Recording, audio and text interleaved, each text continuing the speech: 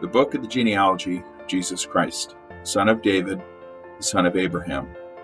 Abraham was the father of Isaac, and Isaac the father of Jacob, and Jacob the father of Judah and his brothers, and Judah the father of Perez and Zerah by Tamar, and Perez the father of Hezron, and Hezron the father of Ram, and this is probably farther than you've ever made it into the first chapter of Matthew's Gospel.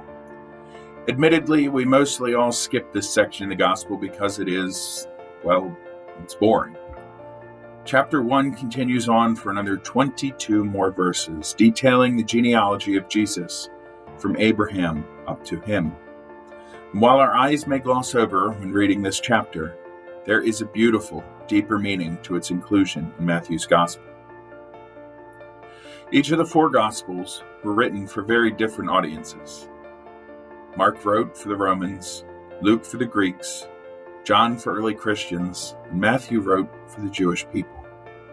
In Jewish literature, a list of generations, or a Toledot, is a common addition to stories about the lives of great people. This list of generations, found at the beginning of the New Testament, is there to tell the Jewish people all of the people that led to Jesus.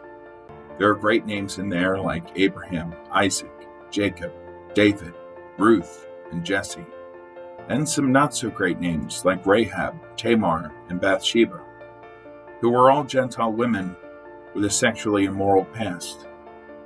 And even Solomon is mentioned, who was a great and wise king, yet he intermarried with pagan societies and muddied the waters of Judaism. What this Toledot provides is the Abrahamic and Davidic ancestry of Jesus, thus giving Jesus the credentials to be the royal Messiah of Israel. While we may expect the line of Jesus to be made of people that are considered great and pure, it is the inclusion of adulterers and prostitutes that sets to remind us that God can truly use anyone, no matter their past. Another interesting thing to note is not only the inclusion of women, which was rare, but admittedly not unheard of, but it is the way that this Toledot ends. Jacob was the father of Joseph, the husband of Mary, of whom Jesus was born, who was called Christ. Joseph is not named as the father of Jesus, but Mary is named as the mother. Following Jewish custom, Jesus would inherit the full hereditary rights through Joseph, even though Joseph was only his adoptive father.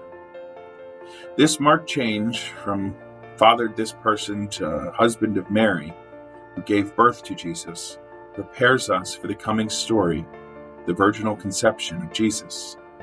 According to the Catechism, Joseph's fatherhood is considered spiritual and real, just as the fatherhood of God. While Joseph's role in the Gospels is short, his role in the life of Jesus is much greater. It is from Joseph that Jesus would have learned the trade of carpentry. Joseph also exercised his full paternal rights in officially naming Jesus, and in the protection of the Holy Family. In Jewish tradition, it would have been Joseph that would have taught Jesus to pray and read scriptures. Joseph may have had the toughest role in the Gospels, since his wife has literally never sinned, and his son was literally God. That has to make your turn at saying grace just a little difficult. On December 8th of this year, the Holy Father announced that this year would be dedicated to St. Joseph. As St. Joseph was said, he placed himself at the service of the entire plan of salvation history. St. Joseph is not simply a model for fathers of any kind, but also a model for all Christians. St. Joseph is a model of the acceptance of God's plan, God's will, and God's love. It was not the life Joseph imagined. It was not the child he had dreamed of having, but it was the life he accepted through God's love and the love of God. And the child he raised with love only a father can give. This year, spend some time reflecting on the life of St. Joseph. His story is admittedly short, but his impact is still proclaimed today.